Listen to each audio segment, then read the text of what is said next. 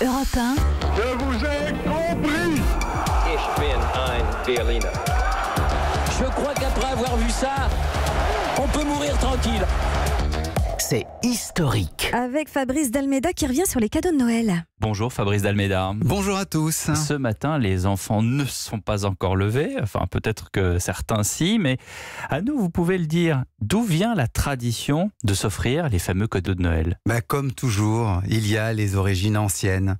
Celles des Romains qui, à la fin de l'année, s'offraient des étrennes en hommage à Strena, la déesse de la santé. D'accord. Mais la tradition chrétienne, depuis le IVe siècle de notre ère, considère que c'est en souvenir des présents apportés par les rois mages au Christ que l'on offre des cadeaux aux enfants à Noël, le jour de la naissance de Jésus.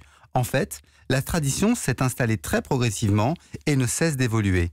Au Moyen-Âge, c'était souvent les enfants des seigneurs féodaux qui recevaient des cadeaux, alors que dans les familles plus modestes, à Noël, un simple repas de fête réunissait la famille avant les privations de la fin de l'hiver, ce qu'on appelle le temps de carême. L'idée des cadeaux de Noël s'est surtout développée au XIXe siècle, avec l'extension des pratiques aristocratiques vers la bourgeoisie, et donc désormais les grands magasins proposaient même des présents particuliers pendant cette période. Mais tout le monde ne s'offre pas des cadeaux à la même date. Non, en Europe du Nord, la date clé reste le 6 décembre, la Saint-Nicolas. Ouais. Voilà, exactement. C'est le jour qui célèbre la mort d'un évêque qui a vécu en Anatolie, l'actuelle Turquie, et dont la générosité autant que les miracles sont devenus légendaires.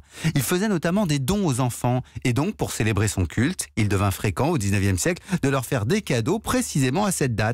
Saint-Nicolas, ou Santa Claus, comme l'appellent les Américains, a pris sa forme actuelle en 1931 avec une campagne publicitaire qui l'a définitivement habillé de rouge. Elle était évidemment une campagne de Coca-Cola et c'est le modèle que l'Europe a récupéré pour le Père Noël au lendemain de la Seconde Guerre mondiale. Mais justement, c'est-à-dire qu'au début, le cadeau était religieux, mais c'est devenu de moins en moins vrai aujourd'hui. Oui, clairement, dans les sociétés occidentales, le rituel des cadeaux s'est universalisé.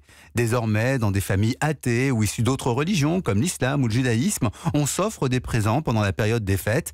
Les pessimistes y verront un effet du capitalisme. Les optimistes se diront que c'est tout simplement l'esprit de Noël, fait de partage et de générosité qui souffle toujours. Merci. Et il est où mon cadeau de Noël ? C'était votre chronique. Merci Fabrice, à demain.